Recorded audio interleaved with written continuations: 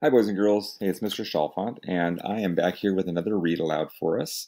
We are just getting ready to start a unit on communities then and now for our reading in the morning, and so I felt like a good read aloud for us today, or for the next couple weeks, would be one of my favorites called Little House in the Big Woods. This is actually part of a large collection of books that are all what we would call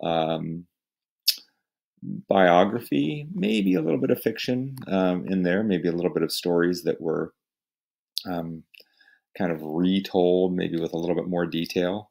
But they're all based on the life of a girl by the name of Laura Ingalls Wilder. So she's the author of these books, Laura Ingalls Wilder, and this is called Little House in the Big Woods.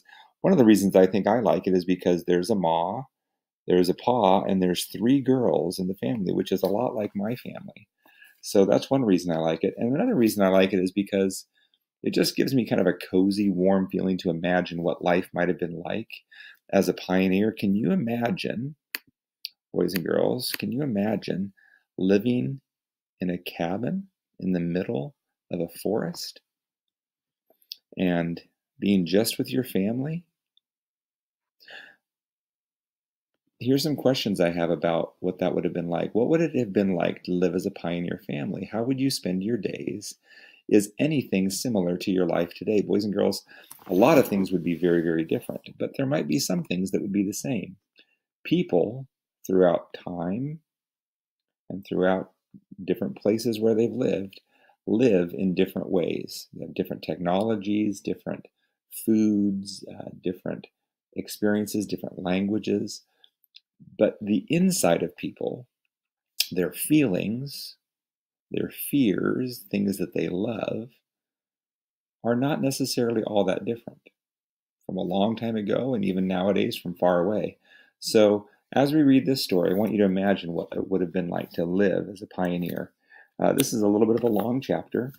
If we get to a word that you don't know, I will help to tell you what it is. Or if it's a word that I think you can figure out, I'll probably just keep on reading. But do the best you can. I've also copied all of the pictures from the chapter in here, so I'll kind of point those out as we get to them. On the first chapter, we see these first two pictures, a house and the family. Here we go. Once upon a time, 60 years ago, and boys and girls, this story was written in 1932, so this would have been in 1872. In 1872 is when this would have been. Once upon a time, 60 years ago, a little girl lived in the big woods of Wisconsin in a little house, in a little gray house made of logs. The great dark trees of the big woods stood all around the house, and beyond them were other trees, and beyond them were more trees, as far as a man could go to the north. In a day or a week or a whole month, there was nothing but woods.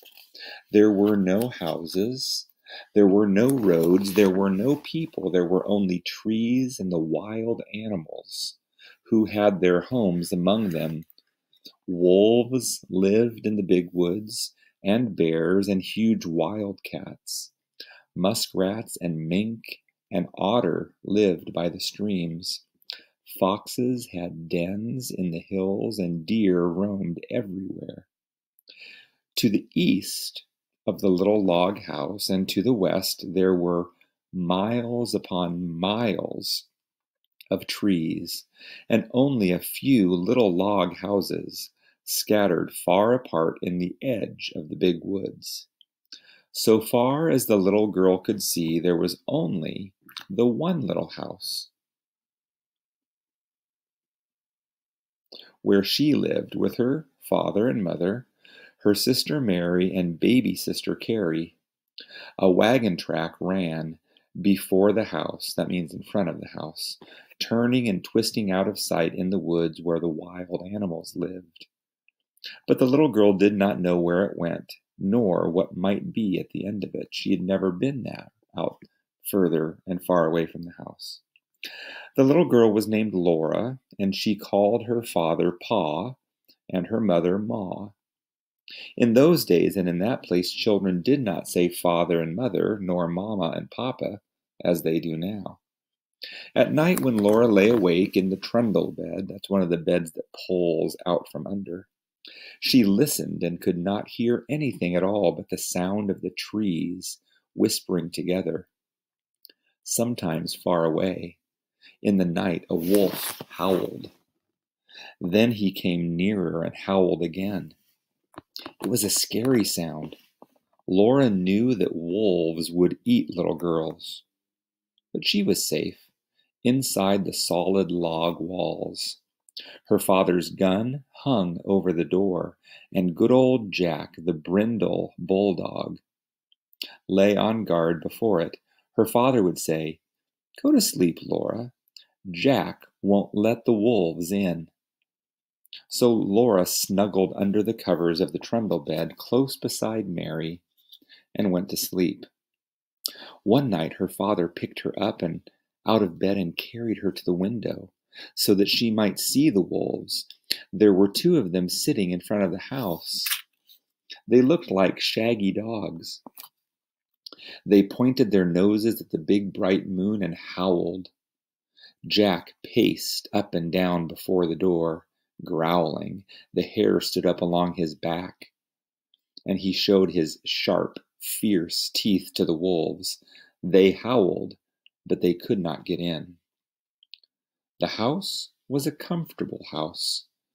Upstairs there was a large attic, pleasant to play in when the rain drummed on the roof. Downstairs was the small bedroom and the big room. The bedroom had a window that closed with a wooden shutter. The big room had two windows with glass in the panes, and it had two doors, a front door and a back door. All around the house was a crooked rail fence to keep the bears and the deer away. In the yard in front of the house were two beautiful big oak trees. Every morning, as soon as she was awake, Laura ran to look out of the window, and one morning she saw in each of the big trees a dead deer hanging from a branch.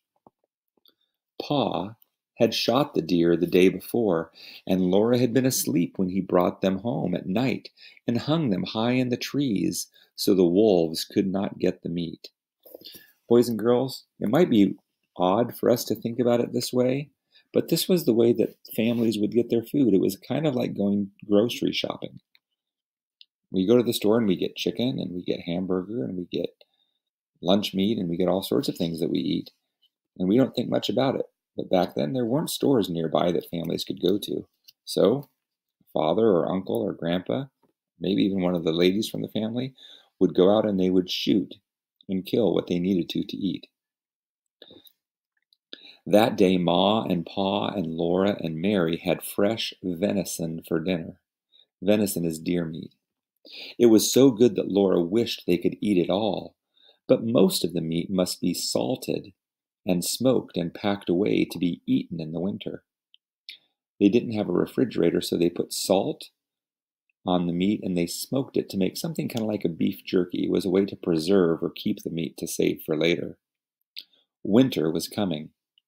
The days were shorter and frost crawled up the window panes at night. Soon the snow would come. Then the log house would be almost buried in snowdrifts, and the lake and the streams would freeze. In the bitter cold weather, Pa could not be sure of finding any wild game to shoot for meat. The bears would be hidden away in their dens where they slept soundly all winter long. The squirrels would be curled up in their nests in hollow trees with their furry tails wrapped snugly around their noses. The deer and the rabbits would be shy and swift. Even if Pa could get a deer, it would be poor and thin, not fat and plump like the deer are in the fall. Pa might hunt alone all day in the bitter cold in the big woods covered with snow, and come home at night with nothing for Ma and for Mary and Laura to eat. So as much food as possible must be caught and stored away in the little house before winter came. Pa skinned the deer carefully and salted and stretched the hides, for he would make soft leather out of them. Then he cut up the meat and sprinkled salt over the pieces as he laid them on a board. Standing on end in the yard was a tall length cut from the trunk of a big hollow tree. You can see Ma in front of that right there. Pa had driven nails inside as far as he could reach from each end. Then he stood it up, put a little roof over the top, and cut a little door on one side near the bottom. On the piece that he cut out, he fastened leather hinges. Then he fitted it into place, and that was the little door with the bark still on it. After the deer meat had been salted several days, Pa cut a hole near the end of each piece and put a string through it. Laura watched him do this, and then she watched him hang the meat on the nails in the hollow log. He reached up through the little door and hung meat on the nails as far up as he could reach. Then he put a ladder against the log, climbed up to the top, moved the roof to one side, and he reached down inside to hang meat on those nails. Then Pa put the roof back on, climbed down the ladder, and said to Laura, "Run over to the chopping block and fetch me some of those green hickory chips. New, clean, white ones." So Laura ran to the block. You can see her doing it now, where Pa had chopped the wood, and filled up her apron with the fresh, sweet-smelling chips. Just inside the little door in the hollow log, Pa built a fire of tiny bits of bark and moss, and he laid some of the chips on it very carefully. So instead of burning quickly, the green chips smoked and filled the hollow log with a thick, choking smoke.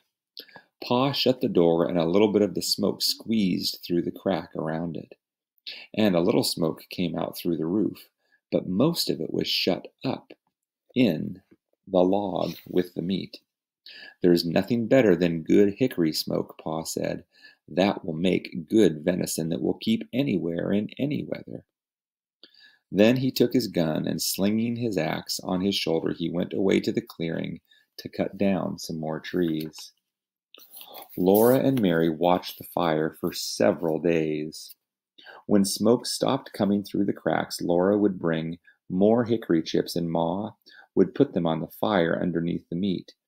All the time there was a little smell of smoke in the yard, and when the door was opened, a thick, smoky, meaty smell came out.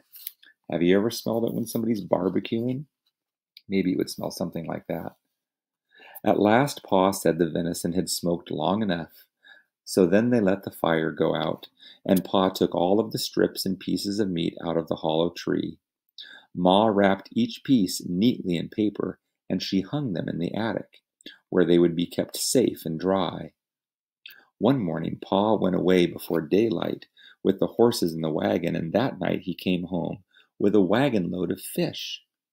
The big wagon box was piled full, and some of the fish were as big as Laura. Pa had gone to Lake Pepin, and he had caught all of them with a net. Ma cut large slices of flaky white fish, without one bone, for Laura and Mary. They all feasted on the good, fresh fish. All they did not eat fresh was salted down in barrels for the winter. Pa owned a pig. It ran wild in the big woods, living on acorns and nuts and roots. But now he went and caught it and put it in a pen made of logs to fatten up. He would butcher it as soon as the weather was cold enough to keep the pork frozen. Once in the middle of the night, Laura woke up and heard the pig squealing. Pa jumped out of bed, snatched his gun from the wall, and ran outdoors. Then Laura heard the gun go off once, twice. When Pa came back, he told what had happened. He had seen a big black bear standing beside the pig pen. The bear was reaching into the pen to grab the pig, and the pig was running around and squealing. Pa saw this in the starlight, and he fired quickly. But the light was dim, and in his haste, that means in his hurriness, he missed the bear. The bear ran away into the woods and was not hurt at all. Laura was sorry that Pa did not get the bear. She did like bear meat so much. Pa was sorry too, but he said, "Anyway, I saved the bacon." That means he saved the pig from being eaten. The garden behind the little house had been growing all summer. It was so near the house that the deer did not jump the fence and eat the vegetables in the daytime, and at night Jack kept them away. Sometimes in the morning there were little hoof prints among the carrots and the cabbages, but Jack's tracks were there too, and the deer had jumped right out again. Now the potatoes and carrots, the beets and the turnips and the cabbages were all gathered, and they were stored in the cellar. The cellar is underneath, or right next to, but dug into the ground, next to the house. For freezing nights had started to come. Onions were made into long ropes, braided together by their tops, and then they were hung in the attic beside wreaths of red peppers strung on threads. The pumpkins and the squashes were piled in orange and yellow and green heaps in the attic's corners. The barrels of salted fish were in the pantry, and there were even yellow cheeses stacked on the pantry shelves. Then one day Uncle Henry came riding out of the big woods. He had come to help Pa butcher. Ma's big butcher knife was already sharpened, and Uncle Henry had brought Aunt Polly's butcher knife. Boys and girls, I know this sounds kind of hard, but this is what pioneer families had to do. Near the pig pen, Pa and Uncle Henry built a bonfire, and they heated a great kettle of water over it. When the water was boiling, they went to kill the hog. Then Laura ran and hid her head on the bed, and she stopped up her ears with her fingers so she could not hear the sounds. "It doesn't hurt him, Laura," Pa said. We do it so quickly." But she did not want to hear him squeal. In a minute she took out one finger carefully out of one ear and listened. The hog had stopped squealing. After that, butchering time was great fun. It was such a busy day with so much to see and do. Uncle Henry and Pa were jolly, and there would be spare ribs for dinner. And Pa had promised Laura and Mary the bladder and the pig's tail. As soon as the hog was dead, Pa and Uncle Henry lifted it up and down in the boiling water until it was well scalded. Then they laid it on a board and scraped it with their knives, and all of the bristles, that is, the short, stiff hairs, came off. After that, they hung the hog in a tree, took out the insides, and left it hanging to cool. When it was cool, they took it down and cut it up. There were hams and shoulders, side meat and spare ribs and belly. There was the heart and the liver and the tongue, and the head to be made into head cheese, and the dishpan full of bits to be made into sausages. The meat was laid on a board in the back door shed, and every single piece was sprinkled with salt. The hams and the shoulders were put to pickle in brine. Brine is salty water. That was another way for them to preserve or keep the meat. And they would be smoked too, just like the venison in the hollow log. You can't beat hickory cured ham, Pa said. He was blowing up the bladder. It made a little white balloon, and he tied the end tight with a string and gave it to Mary and Laura to play with. You can see them playing with it there. It's like a little balloon.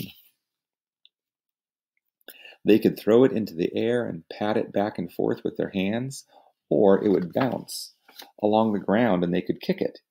But even better fun than a balloon was the pig's tail. Pa skinned it for them carefully, and into the large end he put a sharpened stick. Ma opened up the front of the cook stove, and she raked out some hot coals onto the iron hearth. Then Laura and Mary took turns holding the pig's tail over the coals. It's like they're making like a little barbecue for themselves with just the tail of the pig. It sizzled and fried, and the drops of fat dripped off of it and blazed on the coals. Ma sprinkled it with salt. Their hands and their faces got very hot, and Laura even burned her finger, but she was so excited she didn't care. Roasting the pig's tail was such fun that it was hard to play fair, taking turns with her sister. At last it was done. It was nicely browned all over, and how good it smelled. They carried it into the yard to cool, and even before it was cool enough, they began tasting it, and they even burned their tongues. They ate every little bit of meat off the bones, and then they gave the bones to Jack. And that was the end of the pig's tail. There would not be another one until next year. Uncle Henry went home after dinner, and Pa went away to his work in the big woods. But for Laura and Mary and Ma, butchering time had only just begun. There was a great deal for Ma to do, and Laura and Mary must help her. All that day and the next day, Ma was trying out the lard in big iron pots on the cook stove. The lard is the fat, and they'll use it to make different things. Laura and Mary carried wood and watched the fire. It must be hot, but not too hot, or the lard would burn. The big pots simmered and boiled, but they must not smoke. From time to time, Ma skimmed out the brown cracklings. She put them in a cloth and squeezed out every bit of the fat. And then she put the cracklings away. She would use them to flavor their Johnny cake later. Cracklings were very good to eat, but Laura and Mary could only have a taste. They were too rich for little girls, Ma said. Ma scraped and cleaned the head carefully, and then she boiled it until all of the meat fell off the bones. She chopped the meat fine with her chopping knife in the wooden bowl. She seasoned it with pepper and salt and spices. Then she mixed other ingredients with it and set it away in a pan to cool. When it was cool, it would cut in slices, and that was called head cheese. It was a kind of a meat slices, I guess you would say. The little pieces of meat, lean and fat, that had been cut off into the large pieces, Ma chopped and chopped until it was all chopped fine. She seasoned it with salt and pepper and with dried sage leaves from the garden. Then with her hands she tossed and turned it until it was mixed well, and she molded it into balls. She put the balls in a pan out in the shed, where they would freeze and they would be good to eat all winter, and that was the sausage. When butchering time was over, there were the sausages and the head cheese, the big jars of lard or fat, which is what they could use for cooking, and the keg of white salt pork out in the shed, and in the attic hung the smoked hams and the shoulders. So the little house at the beginning of winter was fairly bursting with good stored away food for the long winter. The pantry and the shed and the cellar were full, and so was the attic. It's like they just got back from being at a store like Costco and filling up their pantry and their refrigerator. Laura and Mary must play in the house now because it was cold outdoors and the brown leaves were all falling from the trees. The fire in the cook stove never went out. At nighttime, Pa banked it with ashes to keep the coals alive till the morning. That means he would pile up a little bit of the ashes on top of the red hot coals, and in the morning they could take it off, and those red hot coals would help start the fire for the next day. The attic was a lovely place to play, and you can see Laura and Mary there in the attic. The large, round-colored pumpkins made beautiful chairs and tables.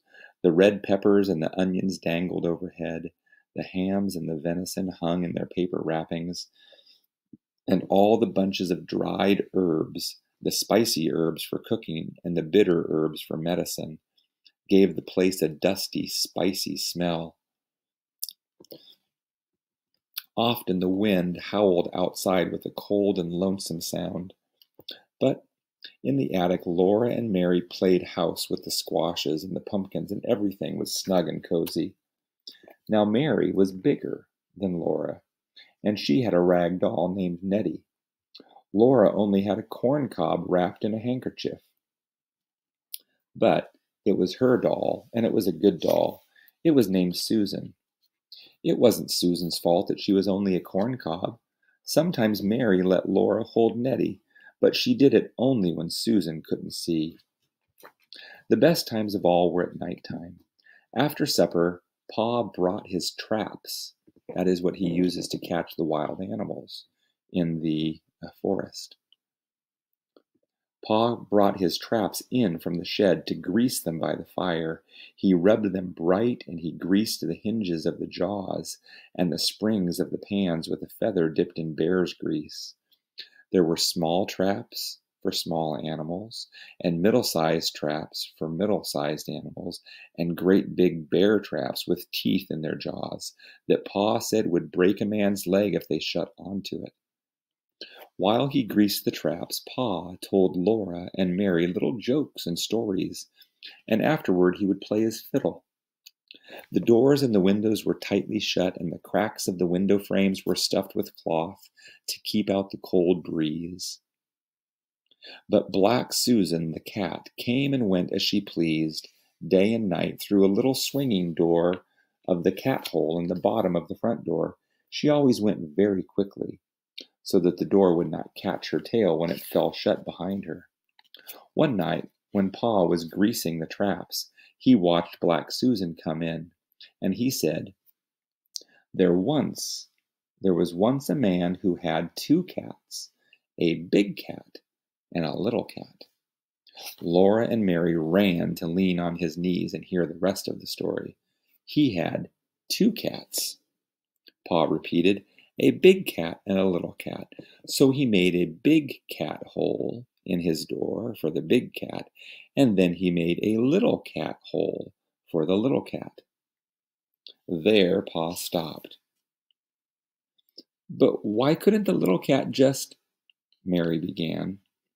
"Because the big cat wouldn't let it," Laura interrupted. "Laura, that's very rude. You must never interrupt your sister," said Pa. "But I see," he said, "that either one of you has more sense than the man who cut the 2 cat holes in his door." And then he laid away the traps, and he took out his fiddle out of its box, and he began to play, and that was the best time of all. That brings us to our next chapter for tomorrow, which is called Winter Days and Winter Nights. Do you get the idea of what it must have been like as they got ready for winter in their house, stocked with all of the food that they've prepared, all of the work that they've done, and now they're just going to be inside? Kind of like what we're doing, just staying at home, keeping themselves busy. Boys and girls, that was our first day of reading. I hope you enjoyed it, and we'll read a little bit more in our story tomorrow.